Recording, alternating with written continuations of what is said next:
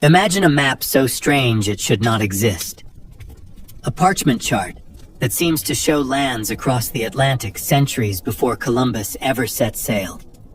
Its lines are faint, its symbols unusual, its origin buried beneath centuries of silence. And yet, if authentic, it suggests that the Knights Templar warrior monks sworn to faith and secrecy may have known of a world beyond Europe long before anyone dared to cross that ocean. If that is true, then this isn't just a relic. It's a clue that could rewrite history itself. But bold claims demand calmer eyes. So let the urgency soften now.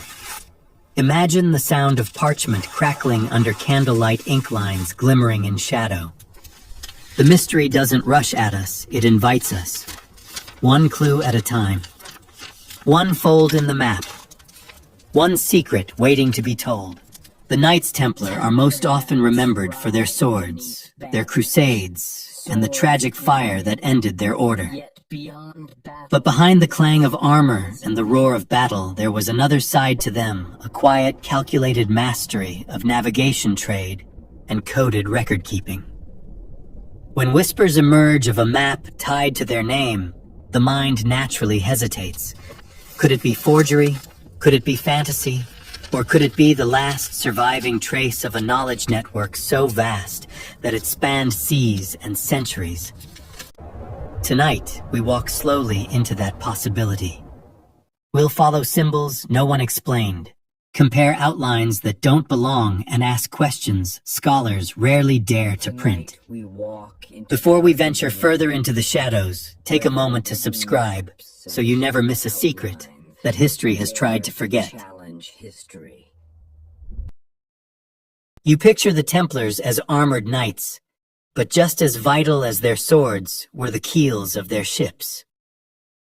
Across the 12th and 13th centuries, their influence extended far beyond Jerusalem's walls, weaving itself into Europe's ports and trade networks. They owned shipyards in La Rochelle fleets that patrolled the Mediterranean, and commercial ties that slipped into nearly every market, from Cyprus to London. Officially, they were crusading monks. Unofficially, they were some of the most experienced seafarers of their age. That dual identity, both holy warrior and practical merchant, is the key to understanding why a map attributed to them might be more than fantasy. For if anyone in medieval Europe was positioned to see farther than others, it was the Templars. Maritime history records them not merely as passengers or patrons, but as navigators. The famous port of La Rochelle on France's Atlantic coast became a hub of their naval power, and documents show the order using it to transport supplies, troops, and exotic goods. Their reach extended even into the Baltic, where their allies and rivals alike depended on water routes as much as roads. This fact alone reframes their reputation, not just swords and cloisters, but sails and harbors, rope and compass. To imagine them confined to the Holy Land is to miss the reality of their European infrastructure. And yet there is an obscure detail that complicates this picture. When King Philip IV of France ordered the sudden arrest of the Templars in 1307, a curious report surfaced. Several of their ships disappeared overnight. At La Rochelle, where their fleet had been anchored, no vessels remained for the king's men to seize. This absence is more than bureaucratic confusion. It suggests that someone had advanced notice, or perhaps that voyages were already underway. Where those ships went, or what charts guided them, remains a question that still fuels speculation. The mystery map we consider could be one relic of such vanished journeys. Skeptical historians argue that it is unlikely the Templars ventured beyond familiar waters. The Mediterranean was already perilous, the Atlantic far worse. They note that contemporary records do not describe Templar voyages into uncharted seas, nor do papal documents mention transoceanic ambitions. Yet this silence itself invites suspicion. After all, the Vatican was a place of carefully curated archives and politically inconvenient information often disappeared between the margins. If that chart truly exists, the one said to show lands across the Atlantic, long before any official voyage dared claim them, then who but the Templars, with ship's wealth and every reason to flee, might have left it behind? To complicate matters further, consider the open debate about their navigational knowledge. Medieval charts known as portolans, produced around the same time, display coastlines with astonishing accuracy. Some scholars believe this precision was the product of careful observation, while others argue it hints at inherited knowledge from older lost sources. The Templars, with their extensive trade and alliances, could easily have had access to such secrets.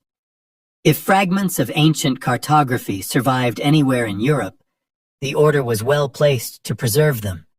And if they preserved them, perhaps they also adapted them. You might recall the urgency of the parchment in our opening scene, its faint lines daring us to imagine an Atlantic crossing. That scene takes on sharper meaning here.